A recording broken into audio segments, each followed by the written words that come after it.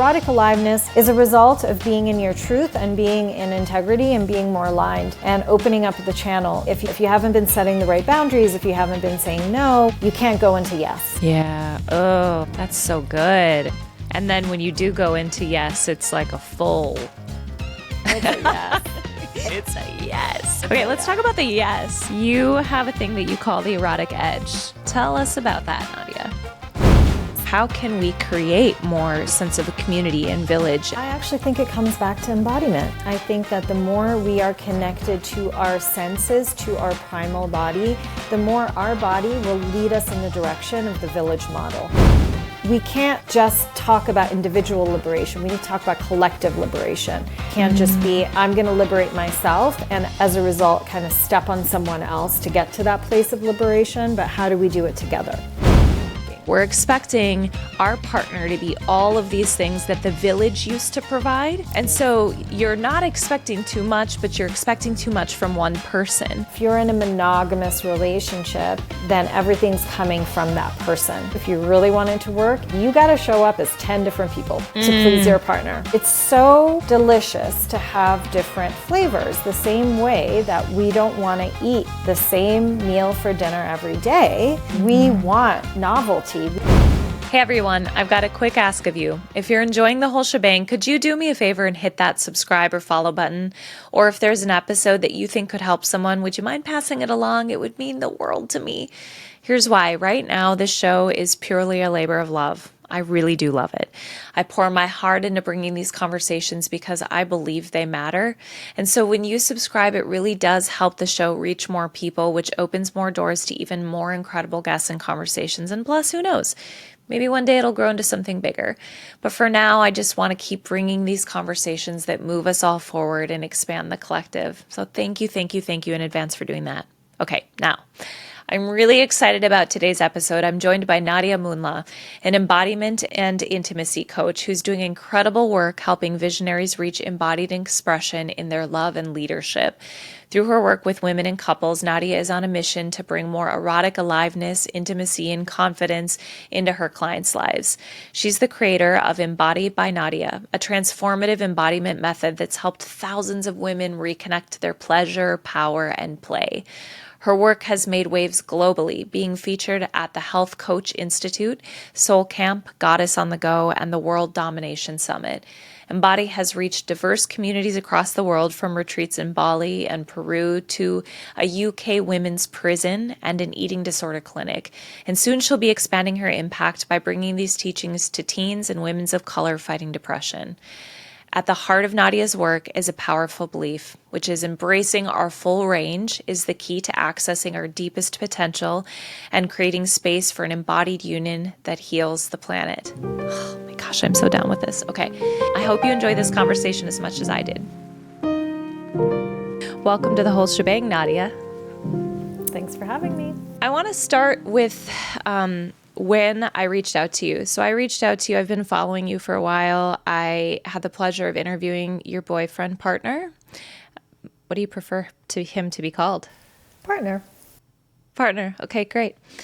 So I had the pleasure of interviewing him, and then I've been following you for a while, and you were in your stories in tears one day and sharing just your heart. And that prompted me. I'd been wanting to reach out to you. That was like, okay, that's it. I've got to reach out to her right now because it was so resonant to me. So I think that is like a beautiful place for us, like an entry point to this conversation. Can you share a little bit about what was happening that day, what you were processing, and then we can take it from there? Yeah. It was so sweet to receive your message that day, because I think it can always, even though I tend to be pretty vulnerable in my stories and share whatever's on my mind, whether I'm like feisty and angry or whether I'm like in a just like puddle of tears. And I believe that day, if my memory serves me right, I'm in the process of launching a program that I run called Tantra Remixed. And so there's been a lot of talk on my social media about just the tantric lifestyle and that just a lot of stuff around like juicy, yummy, erotic aliveness. And at the same time, there's this juxtaposition where we are seeing just so much tragedy in what's happening in my part of the world where I grew up in the Middle East. And so I was speaking to how a lot of entrepreneurs are either kind of categorizing these two as two separate topics. Like, oh, I can talk about the juicy, yummy individual, like reignite your sex life. And then I can talk about the politics and, just like the human rights issues in the world, but somehow they're not connected. And for me, it's all one conversation. And I was talking about the fact that when we are tuning more into our own aliveness, when we connect deeper to our own individual body, we inevitably are then more connected to the collective body, the planet, nature, the entire universe, really, if we want to take it super meta. But in this conversation, I was really talking about the fact that the more we bring opportunities for erotic aliveness to all the people, the more they're going to make better decisions, where we are going to be making decisions from a place of love and connection more than we are going to be making decisions from a place of separation and hate and dysfunction. Yeah. It's so powerful. I think one of the things you said was like, this is why you said it's not as sexy to market, like, get in your body so we can, like, I don't remember the words you said, but the way that I took it was like, it's just not as sexy to say, let's get into our bodies so that we can be more connected to the planet. It's much more sexy to market erotic aliveness, right? And there's this, I'm sure, I don't want to put words in your mouth so you can correct me, but there's this pull, and I feel this pull because there's so many layers to it, right? It's like erotic aliveness is great in and of itself. There's nothing wrong with us like marketing that and pursuing that, and that's beautiful. And in my short journey, comparatively speaking, into, I guess I would say, embodiment, or what I'm calling the feminine, I'm feeling like it is the answer. To me, being in the body is the answer to all our problems. Can I way oversimplify it? I just feel like that's been a huge missing piece. So when I heard you and felt you pulling those things together and briefly explaining the connection, I just was like, because I feel like it's been so hard for me to connect those dots, to explain this isn't just about sex. This is about so much more. Yeah. And I think there's the classic standard marketing advice, and yet I'm still going on there and not doing that. And I'm not doing that because I actually believe that there is a subset of the population, and hopefully over time everyone, who understands this connection like you did. It resonated with you because a lot of the people that I support have at least one, there's a whole bunch of archetypes that we may end up getting into in this conversation anyways, but one of the archetypes is the archetype of the weaver. And because I work a lot with different archetypes, and the weaver to me is a leader who understands that we are inside an intricate web of we, and that it's not just about ourselves. And so I'm personally giving a big middle finger to the more classic, what I think is more capitalistic, patriarchal, and separation-based marketing that says, people are only going to buy to solve their own problems. Yes, I think it's really helpful and it is important when we are suffering or challenged by something, we're going to think about ourselves first because we're in our own experience. That trumps everything else, of course. And I believe that more and more in the maturation process of humans, we are starting to understand that we can actually do both. We can take care of ourselves, and by taking care of ourselves, we're also taking care of the we, and there's a way to do that. And so that's part of why I was speaking to that, and why I try to speak to that as often as I can. We can't just talk about individual liberation. We need to talk about collective liberation. And that means taking into account the collective body, not just nature, which is what we kind of addressed, but also the other people around the world. And, everything like marginalized humans, everyone involved, it needs to be part of this vision of liberation that we have. It can't just be, I'm going to liberate myself and actually as a result, kind of step on someone else to get to that place of liberation, but how do we do it together? And that's where the middle finger to the classic way of doing this is coming in? I mean, partly, I would say, yeah. And I think I believe we're better. I believe we're better. I believe that we all have the we perspective in us, but I think a lot of capitalism and kind of a lot of the Western ethos has taken us in the direction of separation, individualism, nuclear family instead of the village model, a lot of different ways in which it's just about me and my kid and my family, but everyone's like, I feel isolated and not taken care of. So it's not actually working. We didn't plan to talk about this, but I am loving this right now. Great. I've been thinking a lot about it, right? Like it's one thing to sit and think about how do we, as a small example, which is related in some ways to your work, I was listening to a reel on Instagram. Esther Perel was being interviewed by somebody, and she said, we're expecting a lot from our partners right now. We're expecting our partner to be all of these things that the village used to provide. And so you're not expecting too much, but you're expecting too much from one person. And so, again, all of this is interconnected, but it's got me thinking about, okay, well, what do we do? What do I do as an individual? What do we do? We're on a podcast right now. How can we start to, or how can a listener that's listening today start to shift from me to we? Like, how can we create more sense of a community and village? And I don't know, what would you say to that? What are your thoughts? I actually think it comes back to embodiment. I think that the more we are connected to our senses, to our primal body, to the experience of our inner landscape, the more our body will lead us in the direction of the village model. Because if you look at other animals that herd or flock, they're not thinking about it. It's not like a strategy, like, okay, how do we create the So like even you see the birds flying, I forget what you call it, but when they're doing migrating. the V. Yeah, when they're doing that V thing. They're not, they didn't hire a business coach to figure out how to do that. Like, they just know. And I believe our primal bodies know the best way to live in connection with each other as a village and in connection with the planet we live on.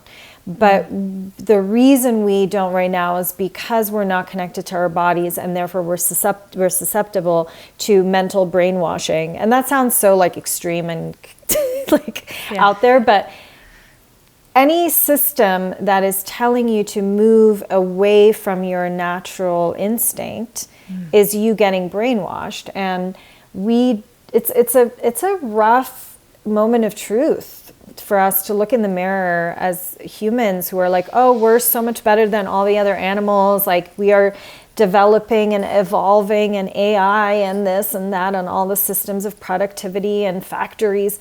Has that really helped us? Actually, it's just pulled us more and more away from what's true. And so I think we're in this place when you are talking about the people who are like, I just need to put my hands in dirt. I grew up in a city, and then I lived in city after city after city. And it wasn't until recently that I had a little patch of garden where I was like, oh, I have to weed. I got to learn how to weed, putting my hands in the dirt. And then it became an addiction. I was like, I love this. I love being out there. I don't want to be on my computer. I want to be out there weeding. And so I understand that instinct so much. And I really think it's because when I actually slowed down, and there would be days when I'm like, oh, man, I have a deadline. I can't be outside in the garden. I have to do this thing on the computer. But my natural instinct is I want to be outside. I don't want to be on Zoom. It seems so basic, but I love how you brought it back around to that. Like, what is our natural instinct? How do we get in tune with our bodies? It's the theme over and over and over. The biggest pushback I hear in my mind from people are the people that perceive it as being woo. But to me, I'm like, there's also just so much science behind the intuitive body. And there's quantum physics now, and there's all of this stuff coming forward that just continues to point to. And to be honest, I don't know how much I care anymore. I mean, a year ago when I started this podcast, I cared that people thought it was too woo. And now I'm like, you can keep You can keep trying to solve your problems in your mind, but there is so much truth in our knowing. Yeah. It's like, we might as well go there. I was just going to add in, like, just farmers are a perfect archetype of, like, they're not woo, but they're super connected to the land, and they're showing up every day and doing the thing outside. And yeah. Okay. One of the things I wanted to circle back to that we touched on earlier when we chatted was, as we are being confronted with or engaging with what's happening around the world, all the shit that's burning down and injustices that we're seeing, it can be really overwhelming to our systems emotionally. I'd love to hear, your insight on how we stay nourished, or how do we engage with that in a way that is healthy? yeah. Yeah. I mean, this is such a tough one. It's really tough because it's a daily recalibration of what do I have capacity for.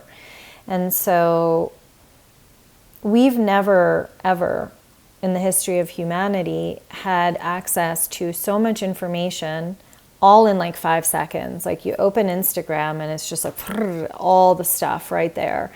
And it's in your living room. And in the past, even having to go out and like purchase a newspaper to read the news, right? And only certain news would come to you. So there's, of course, again, pros and cons to now we have access to news that wouldn't be printed in the newspaper and isn't currently being printed in the newspaper.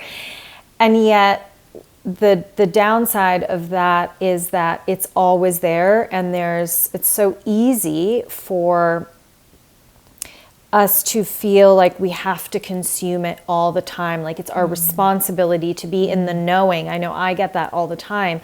I gotta know what's going on, and I gotta be a champion of every single cause, right? Like, if right now you are even remotely in the activist bubble and you will mention one atrocity without the other, it's like, oh, why did you prioritize one? And the truth is, like, some of us just have certain causes that are more important to us, that have some, either because we grew up in that region, we're connected to that cause, right? Like, we can't equally be a champion of everything, and yet there is this like extreme pressure to do so.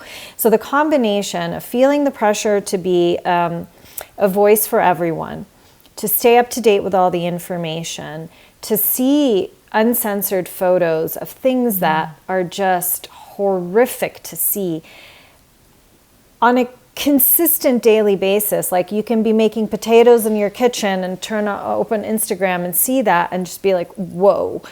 And then go back to making the potatoes. Like, our nervous system is not used to that level of up and down. It's more like you're either born in a war and dealing with that, and so it's a full-time job, or you have a moment where back in the day a wild animal is chasing you and you have to run away, and you either make it or you don't, right? But this like kind of constant back and forth between like what's you're supposed to be in a regulated state for, which is just your day-to-day mundane tasks, combined with like this extreme information that's coming at you, is just so incredibly jarring to our nervous system. And so, I mean, the most obvious one is like minimize social media use. Be aware that if you're going to go on Instagram, that there's certain things that might pop up. And so are you in that capacity to do so in that moment? Or do you need to be just taking a few days off and not feeling guilty about it? A lot of this comes back to... There's a few layers here, but the most basic one is like, how do we build capacity on a day-to-day basis? And should we build capacity?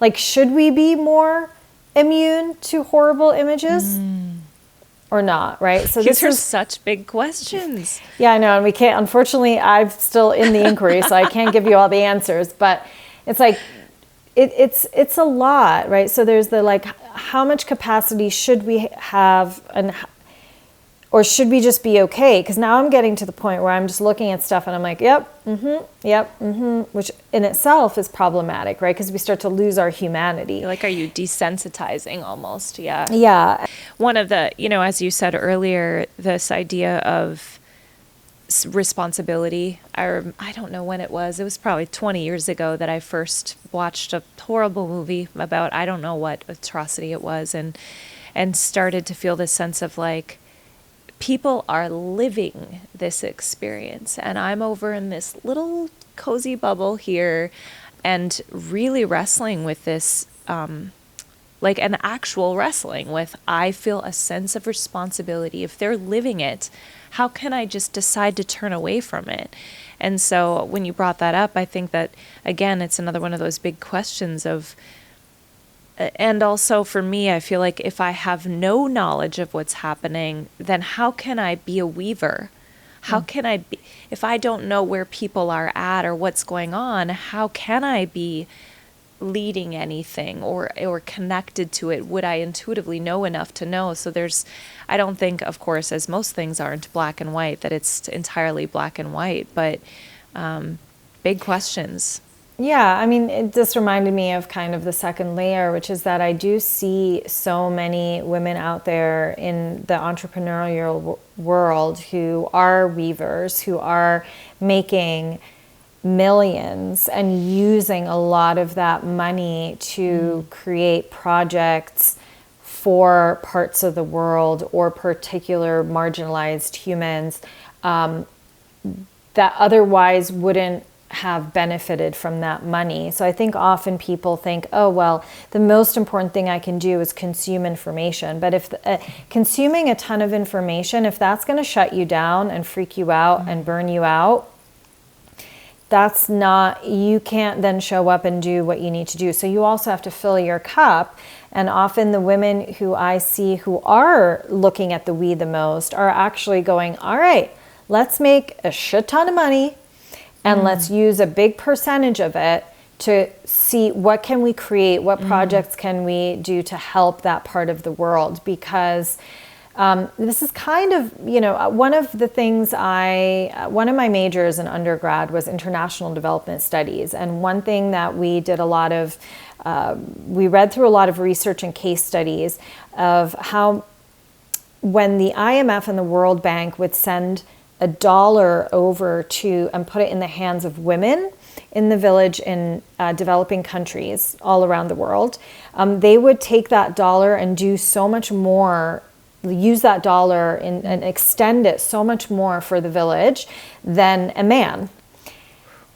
And so it's, I love the men. They have so many beautiful We're going to come back to talking about how amazing the men are. Just yes, And this is not their strength, because as women, we do naturally have web thinking. We are more inclined to think about the we. It's just how literally our neurology is like wired in a way that we are able to think about more than one thing at a time.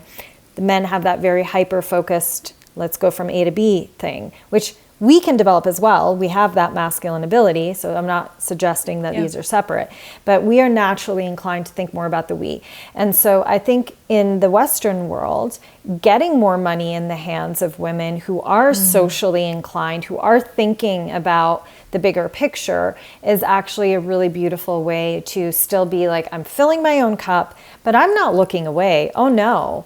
I'm focused on my mission, because part of my mission is the we. I'm just not going to burn myself out by just taking in information and doing a lot of talk about it, but not actually action. I'd like to talk about money in the hands of women a little bit more, if we can. Look at you doing a little dance.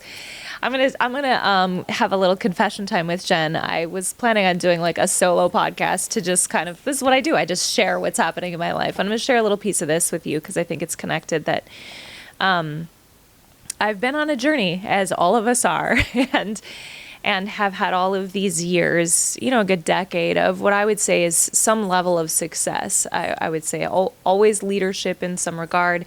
In the last handful of years, making pretty good money. Got into this feminine masculine thing because I felt myself being very out of balance. I was in an unhealthy rut of the masculine. So the pendulum swung and I get into the feminine and I'm like, ooh, this feels so yummy. And like, yeah, it's so lush. And also realizing it, I would say in the last like 4 months, so just recently, as I've fallen into that place of rest, which I think I needed, and I see that for what it is now, and feeling like I woke up one day feeling sorry for myself, like single, and kind of like, I've always been the one to rescue. I've always been the one to show up and like pick everybody else up. Like, when's it my turn? When is somebody going to come in and scoop me up and rescue me and pay my bills? You know, like, and then I stopped with my pity party and did some more inner work and was like, I am wired to succeed in this Western world. I am wired to lead. And like, how can I be all of this? Oh shit, Jen. Of course it's all of this. It's never one or the other. But like, I had been resenting the fact that I have an ability to lead and make money. Mm-hmm. And then feeling like, if I do that, am I ever going to get a partner who can handle me in that space? And what I feel like is developing now is a new vision of what this woman looks like, who isn't an unhealthy, dominant bitch bulldozing everyone, and who isn't this, like, we kind of teased about this when we talked, who isn't just like, let me surrender and bake sourdough. Like, it's not just that either. It's something more than that. And so what's been coming forward for me, and I'm so glad that you went here, is this like, and I've heard it from a few places, so I'm curious if you're sensing this or hearing this on a grander scale, that there, as we're entering into a new iteration, a new season, a new era, is the money going to move into the hands of women more? And, or what's the opportunity here? And what do you see being birthed with women, the feminine, money? Okay, I feel like I'm going to do like the long-winded coming back to money piece, because you started to speak to these very extreme stereotypes and cliches that we are being sold as like, this is the holy grail, right? So whether it's initially it was run your own business, be your own boss, make your own money, like boss babe, heaven, great.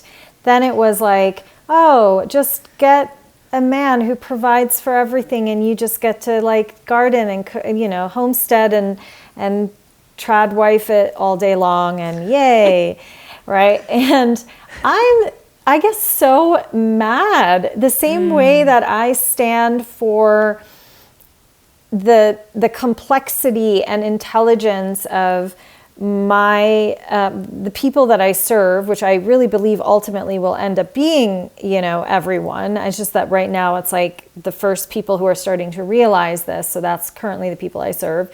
But this idea that like, it's not just the simple classic, like, oh, what is your personal pain problem and let me come and solve it. Same thing as with this like trad wife and, you know, extreme boss babe world. It's like they play on this one particular pain point, and because you have that pain point, you think, oh, let me swing the pendulum in the opposite direction and that's going to solve all my problems. But I'm a stand for our complexity, our range, our multifacetedness. Like, we do not have to be one or the other. You don't have to choose. You get to be a little bit about all those things. And I actually believe that the winning formula for a lot of us, and I'm not saying we're all on a spectrum. So some people will, like, their life's work is, I'm going to be a traditional housewife and mom.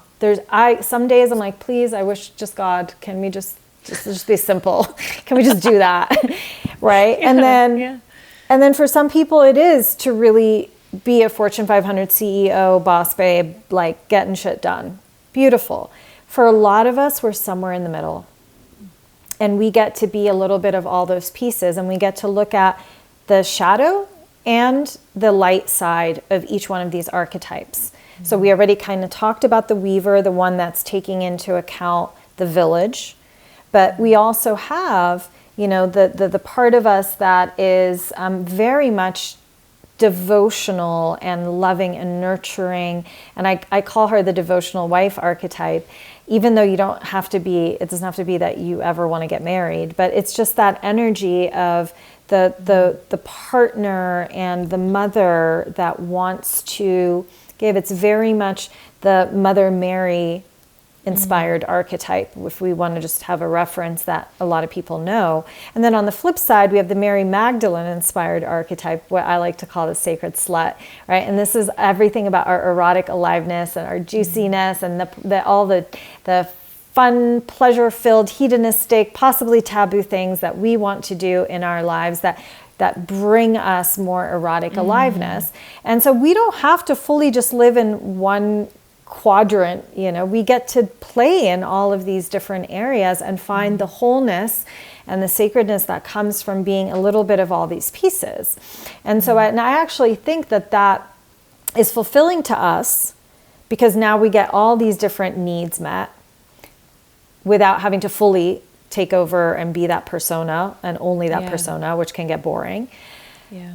And at the same time, it's also very fulfilling for our partners, because they get different flavors of us. They get different archetypes. It's a way in which they get to experience many different partners in one, essentially, which we all like a buffet.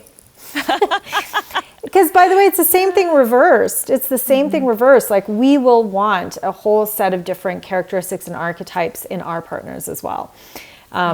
That's kind of a slightly separate conversation. So to pull it back into the money piece, I think that there is a way in which we can satisfy all these pieces. So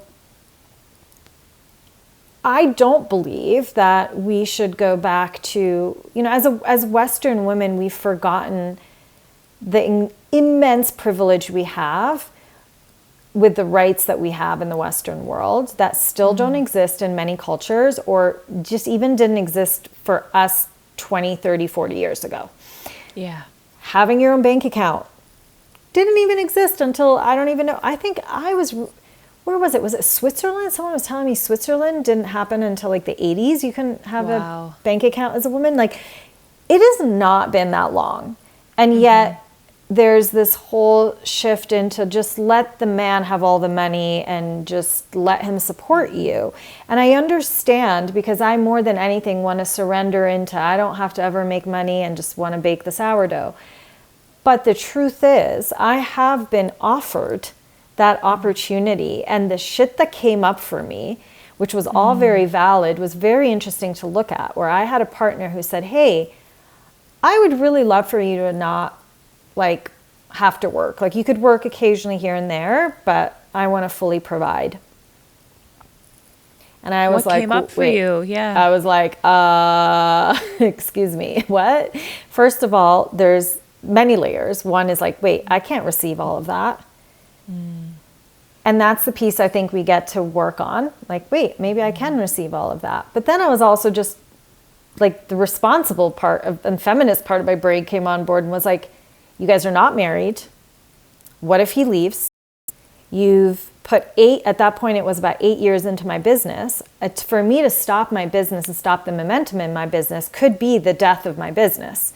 And so for me to let that go, and not know, like, will this person walk away and then what? How do I make money? Like, it would take a few years to rev up the engine again. And so that one was a very practical solution. I said, hey, if we're going to do this fully, I would like a contract, even though we're not married, where for a certain number of years after, you're actually paying me, because it's a huge risk I'm taking to lean back and fully get supported by you. And it's going to take me a while to get myself back on my feet. So there was that piece, but then there's also the piece that took a while. That was the last one that landed, where I did start to cut down. I went on a very intentional hiatus for a while and was like, oh my God, I'm so bored. Like, I am someone who has so much drive and purpose and passion and visions for humanity. And I do want to teach, and I do want to coach, and I do want to do all these things, even if no one ever pays me.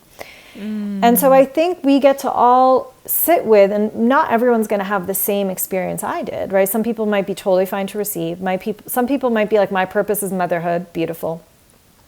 I had to grapple with like how much of it is me being a homemaker, because I do love that side of me and it's very strong for a modern woman.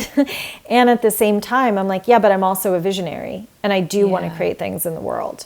And so how can I still have the need to be protected and provided for in my space and in my partnership without necessarily letting go of other needs that I have, which is have my own money because, hi, we're 2024, why not? And then two, to be able to create beautiful things in the world that isn't just a baby or, you know, a loaf of bread. Some really great sourdoughs out there. Like I'm on Instagram watching people do like gold glitter engraved sourdough, and I'm like, life goals, people. I love this.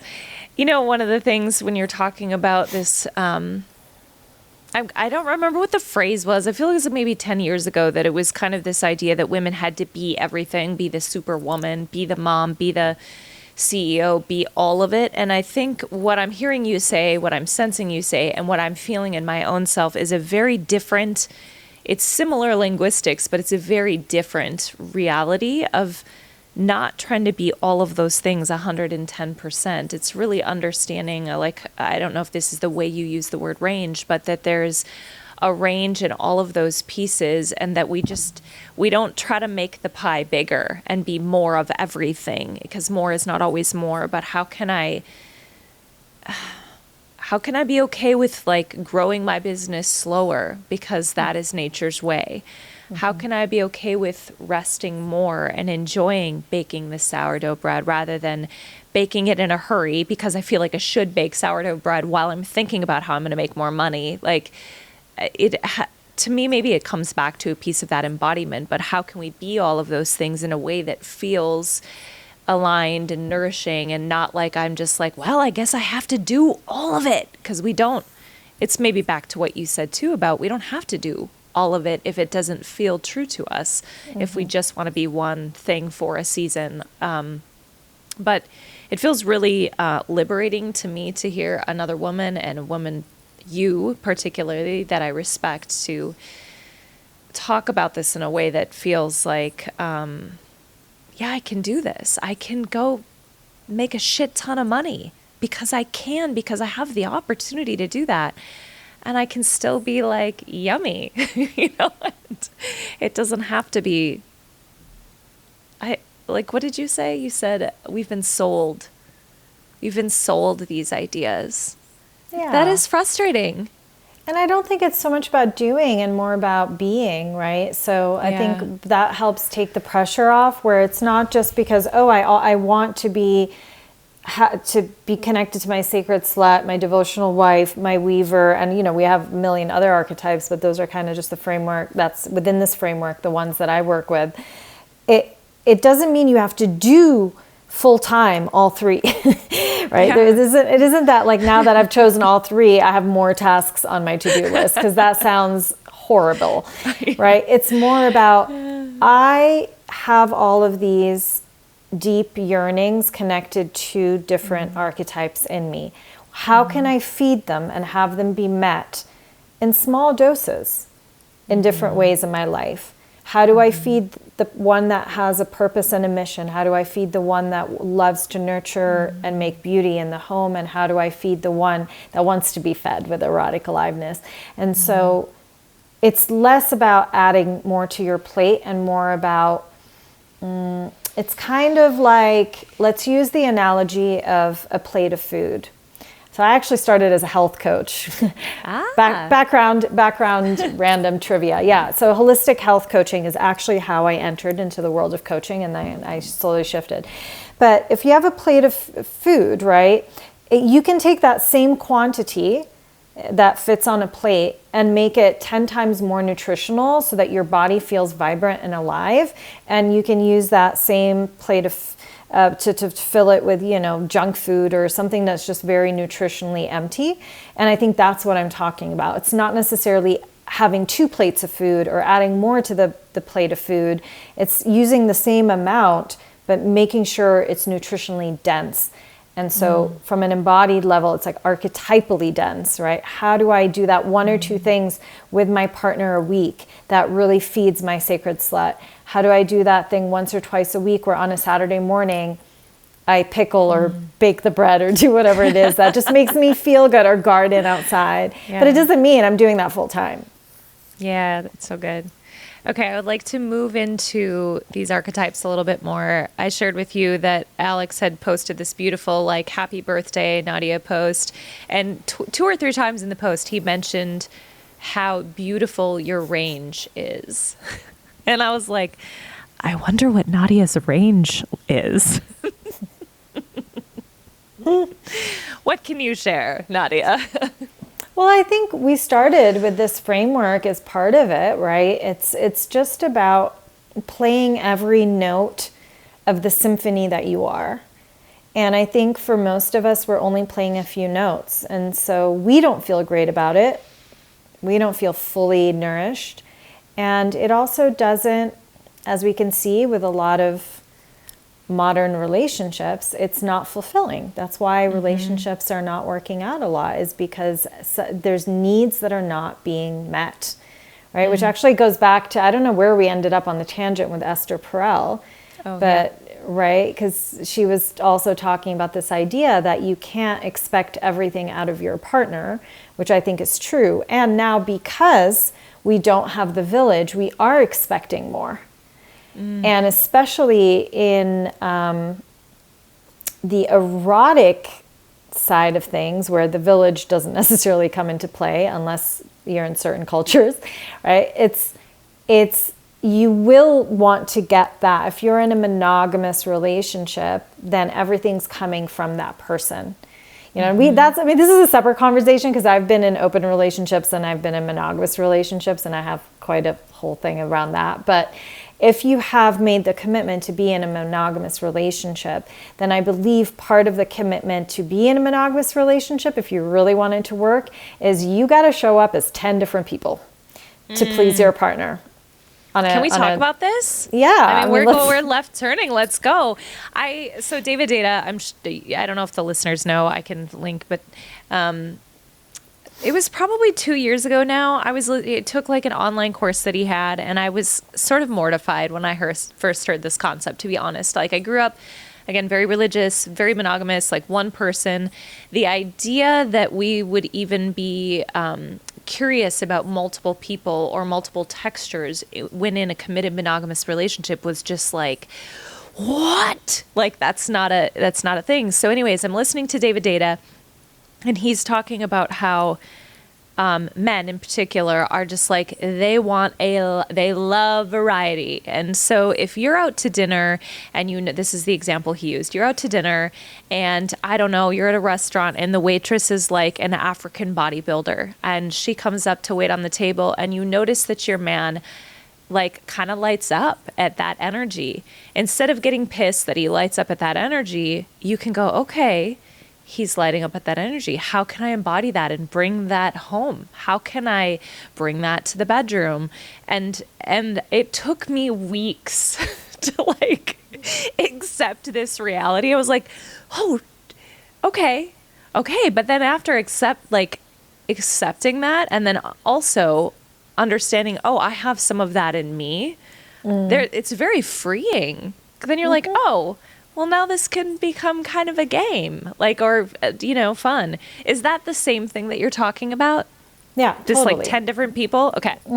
Exactly, because the word textures, which is used a lot in the David Data world, is essentially another, like, semantically is just referring to archetypes. Yeah, okay. Yeah. So have you been working on your archetypes, or do you see Alex light up at things and you're like, ooh, there's another archetype? Or like, how does this work? Yeah, I mean, so going into a different framework of archetypes, before I even started my coaching practice, so about 13, 14 years ago, I got trained in sensual movement and a particular modality called S-Factor. And S-Factor works with 10 different erotic icons, which are also, it's another word for archetypes.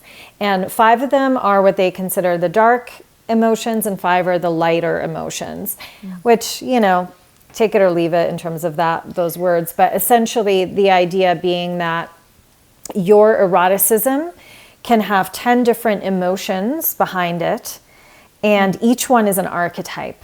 So there's things like, the sad, like soulful siren who's like, erotic, but in her like weeping, right? And then you've got the dangerous challenger who's very much like the feisty, like I will kill you before you kill me vibes. There's like the ice queen that's all about like disgust and like she's just repulsed at everything, but there's something like hot and sexy about that, kind of like the dom, like very like dom, femdom energy, right? And then you also have like the innocent teaser. She's the one that's a very Marilyn Monroe archetype. She's like, oops, my skirt just flew up. Oh my God, right? And there's so many other ones. I'm not going to go through every single one, but essentially you get an idea that each one of these you can see has this archetypal energy that could be a texture or a flavor that's very hot to your partner. Now, let's reverse it too and talk about us. Like, why is there a constant cliche about rich women having an affair with a pool boy? Right? It's the typical, oh, well, I'm married for like provider energy, for safety.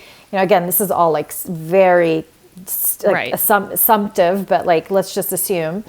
And then the pool boy is like, maybe like a little bad boy, like young, hot, like still has that like very like fertile, I'm like, what's the male version of fertile? But let's just say fertile, like, energy that it's just like attractive. And so we as well have quite a variety of different archetypes. We want the like lover, it's like the think about the European man who's all in his heart and is like, mi amor, and like so whatever. And then we also want like the bad boy, like warrior. We also want like the magician and the master who's like energetically attuned and like just knows how to manipulate the cosmos. Like, who doesn't want that? Then we want the provider. Like, how many women are like, yeah, I really want someone who can just pay for my dinner. That's hot. And then protector, we kind of want the warrior. So there's and there's more of those as well. There's a range of the men and the women, but it's so delicious to have different flavors, the same way that we don't want to eat the same meal for dinner every day. We want novelty. We want a whole range of everything. And it will also it's not just good for the other person, it feels good for yourself to have the ability. So the work that I do is then to help people access the dial to all those archetypes, because they're in all of us no matter what. But some of us have had them dormant. Certain ones have just been like in a closet somewhere for years. And people come to me and go, oh yeah, that's just not, I don't really do the like angry, sexy thing. And I'm like, just you wait until we have a session. Right? Or they're like, oh, I'm not really like the joyful maiden type. And I'm like, yes, you are. It's going to take a while to evoke that out of you, because maybe in growing up, I know this was for me, in growing up, I didn't have that much of the joy and the play and the innocence. So like, that's a hard energy for me to access. But like fighting for my life, I can do that in a heartbeat, because that's how I grew up, right? So we all have different stories that allow us to access these or not, but I don't believe any of us can't. We just have to work with what blocks are coming up in the way, which is where coaching comes in, right? It's like really getting clear, what's the belief system? What is the story that's also in your muscles? Because it's one thing to work with the mind. It's another thing to work with the body that now has taken a story on and a belief on, and it literally fits into our fascia and our muscles in a way that stops us from being able to express and open into the shape of joy, or to open into the shape of, I have a boundary, I'm a no, like whatever it might be for us. So because everything's connected within us, within the collective, I'm curious if you have any specific examples, whether it's yourself or your clients, of what's happened when they've awakened, tapped into some of these archetypes that have been totally dormant or shut down, or what happens when people get more into their body and come more online in that way. in maybe any particular area of life or in all of area of life? Do you have any examples that you've seen that you're like, whoa? Yeah. What just keeps coming up over and over again, where I tend to focus, although I can access everything, mainly people come to me to get clearer on their boundaries, on their truest voice, like really what is their truth. And so often what happens is there's a period in which, so let's say they think they can't access their anger or their no. We really work on that somatically, and then there's a phase of like there's so much no, and there's so much anger, and there's so much grief, but then they come out on the other side and they get to now say no to everything in their life that's actually not real. And sometimes those are big things. Sometimes that's a shift in your career. Sometimes that's leaving a marriage. Sometimes that's moving to another country. Sometimes it's all of the above at once, right? But it's really this getting to a point where you have no option but to face the truth and to fight for that truth.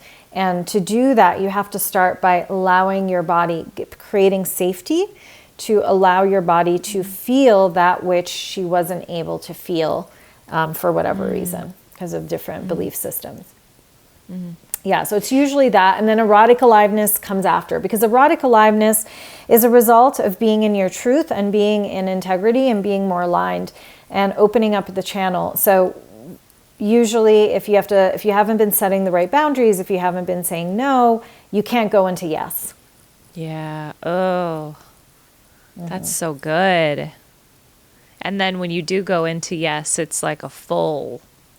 It's a yes. It's if a you yes. guys are watching this on YouTube, you need to go watch this on YouTube and look at Nadia's expression just now. It was so good. It's a yes. Okay, let's talk about the yes.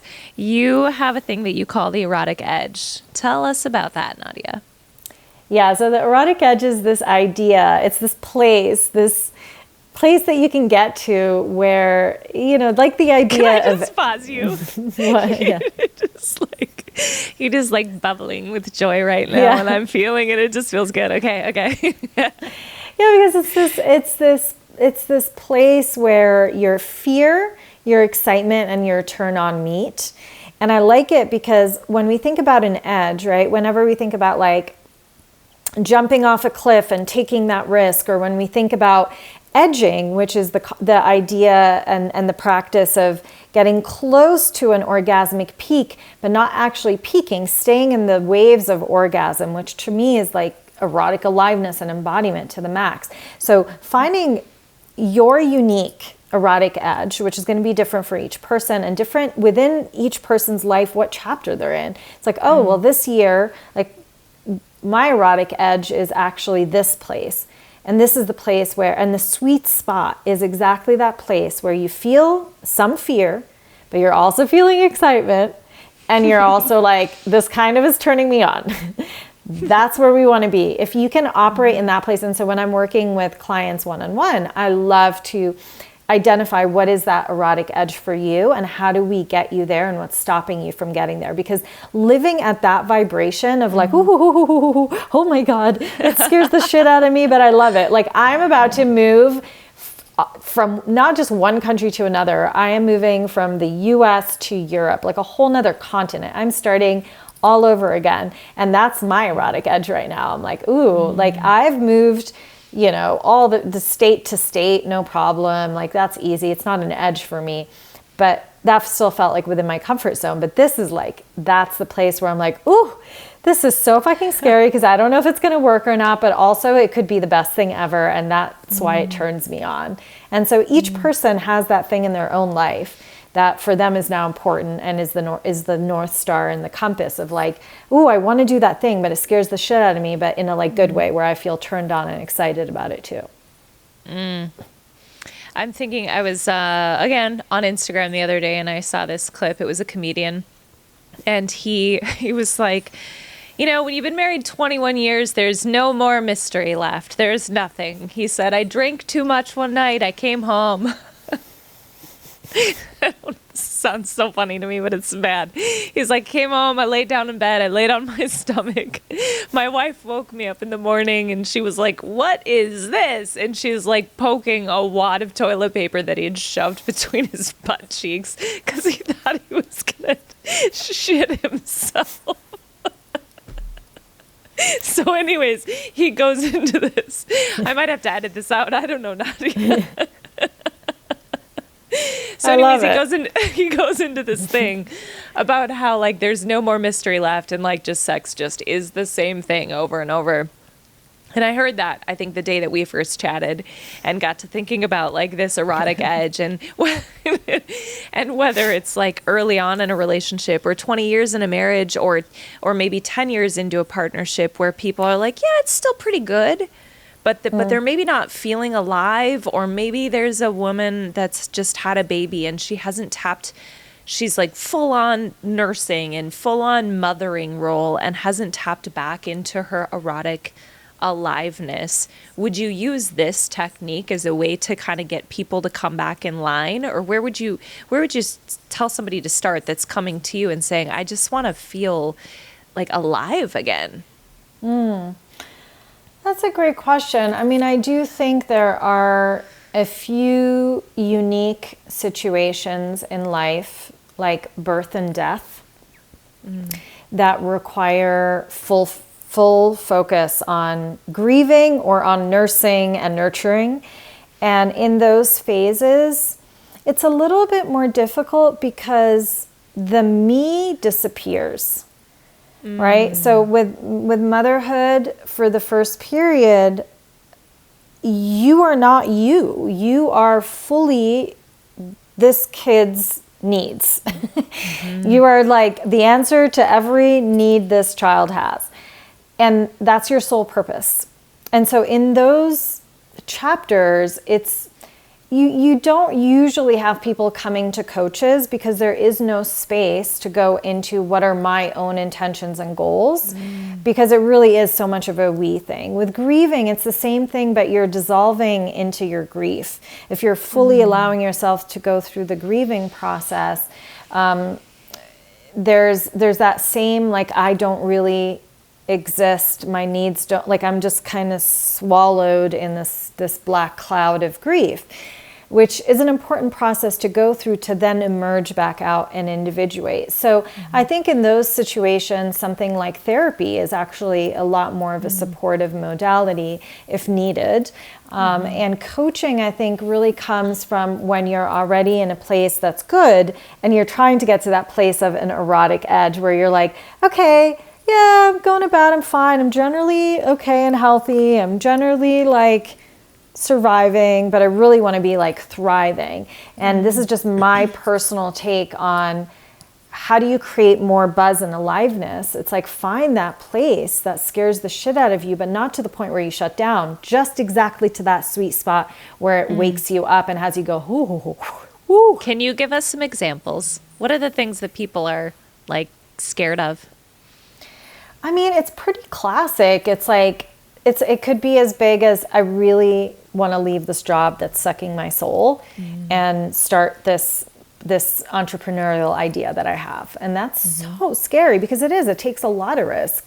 Or it could be as simple as, you know, for certain people, asking someone out, putting themselves out there. I love when I go to the grocery store and I just get a man coming up to me and like just being like, you are so beautiful, like, can I take you out? I'm just like, oh my God, thank you so much, because I know how much it took for them to ask, even though I'm like, sorry, I'm in a relationship. But it's like, you, like, wow, like you did that. And I'm so happy for them because they did that for themselves. I knew that that was an erotic edge for them. I might not be the yes they're looking for, but the next person might, and they're practicing that muscle. And so I think it could be as big as like a huge life change, or something that can seem really basic, like asking someone and facing rejection, or also saying no to someone and facing the loss of acceptance or love, which is also rejection, right? And so putting a boundary. I have a lot of stuff with a lot of clients with their moms. because we work a lot with boundary and like, holding your, getting clear on your voice. There's a lot of stuff with parents that will come up. And so it could be as simple as having one conversation that may seem like it's about something not even big. And they finally hold their ground and go, no, mom, I'm not going to do that. But lovingly, like I'm going to hold a boundary lovingly. I'm not going to be like, no, mom, which is what all of us, would do because we go back into like our teenage self. Yeah. That's a great framework. I didn't expect you to use those as examples, but to go, especially this time of year, if people are going into the new year with like, what's a theme or a word or a way that I want to approach or something I want to work on, to be asking the question in any daily scenario, where's the edge that I feel scared and excited? And what's the third thing? Scared, excited, and turned on. Turned on. Okay. Yeah, I like that. Okay. I want to just talk about Tantra Remix, because when is that starting? January 21st. Okay, so there's time still for people to sign up for this. I'm looking on your Instagram really quick because I loved... Oh, it's right here. It's so great. So have you ever wanted to explore Tantra, but you don't really want to sit on the lap of a stranger in a yurt? Have you wanted to explore Tantra, but the idea of the performative moaning from your neighbor makes you want to gag? Have you wanted to explore Tantra, but you don't really vibe with the culty eye-gazing energy? I got you. Real talk, no BS. Tantra 101 remixed with a dash of dark. And there were a couple of other ones that I saw where you talked about that there's like a lot of these male partners of women that are coming to you are like, I'm just not into the crystals and the like weird eye gazing and all of this stuff. So I really loved that you put this out, because there's obviously, as we started this conversation, so much power in getting back into our bodies that affects us individually and the collective. But a lot of people aren't tapping into it because it's weird for some people. So Can you talk about more like what you're teaching in this, what people could expect? Yeah. I love that. I loved that post.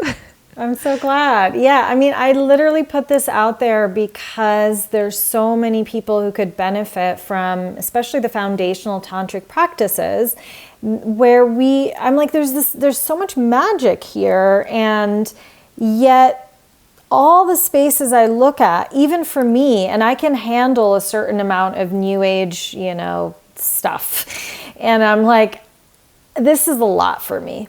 And so then I think about a lot of the people I work with and them as well, because they're also like not into too much of the fluffy fluff. And especially their partners are even less so into the fluffy fluff. And so I was like, all right, how can because I have always in the past been a bridge between two different worlds. And so I've created, the modality that I created called Embodied, where I trained over 60 teachers, and that's embodiment facilitation. It's a particular class that drops people through other archetypes, which we didn't even get to today. But that class also was created from this motivation where I was going to ecstatic dance and 5 rhythms and sensual pole dancing, and was like, oh, I want to take the most beautiful things out of here and give them to the person who would never go to these places. And so Tantra Remixed was the same thing. It's like, okay, I'm going to take the basics of Neo-Tantra. I'm going to remix it my way. So it's a little bit more down to earth. There's no light and love shnisht. We're just getting right down to like, here is why this works. And let's all have better sex as a result of it. And so I do think that this is a gap in the marketplace. I think that people want to learn about deeper, more sacred, intimate sex without necessarily becoming part of what feels like a very leaky energy, subculty world that can be really overwhelming and scary, and sometimes outright dangerous for certain people. Okay, so if somebody wants to jump into that, where do they find you? Ooh, so that is nadiamunla.com/Tantra Remixed, one word. Okay, great. And we'll put your Instagram handle and everything all in the show notes. Is there anything else that we haven't talked about yet that your heart or your mind is like wanting? I think that if you're just feeling like you're going through the motions and everything kind of looks good on paper or looks like a B+ on paper, I really want to be here to champion, like, it can be even better. It can be, the mundane can become magical. Everything can feel fucking great. I'm not saying that you'll always be in the chapter of summer and joy. No, you will go through the 4 seasons. You will be cyclical. You will have periods of void and death. You will have periods of pure bliss and ecstasy, all of the above. But there's a way in which you can experience all of life where you just feel more present and alive and in that erotic pulse, working with that erotic pulse. And I feel, I mean, that's really the fire, right? That keeps me going every day, is that we all can be more erotically alive. And there's many different ways we can do that, which is why I have different offerings and why we talk about different things. And it's going to depend on your story, but I want people listening to know that it is 100% possible, and to not go into, well, I guess it's good enough. Is it? And sometimes it is, but, you know, just think about it. That's so good. That's a great place to end, I think. Thank you so much for your time, and thank you for your work. And for continuing to boldly share your heart. Just how we connected is just so, you know, you shared with me that, and I feel this sometimes too, it's like, are people going to think I'm crazy? You know, sometimes you get online and you're feeling the feels. But I heard somebody else say recently that as we continue to move forward in society, the true influencers are going to be the people that are embodying truth, so that when they speak, it influences. And to me, that's what you're doing. So thank you for that. Thank you so much. Thanks for having me.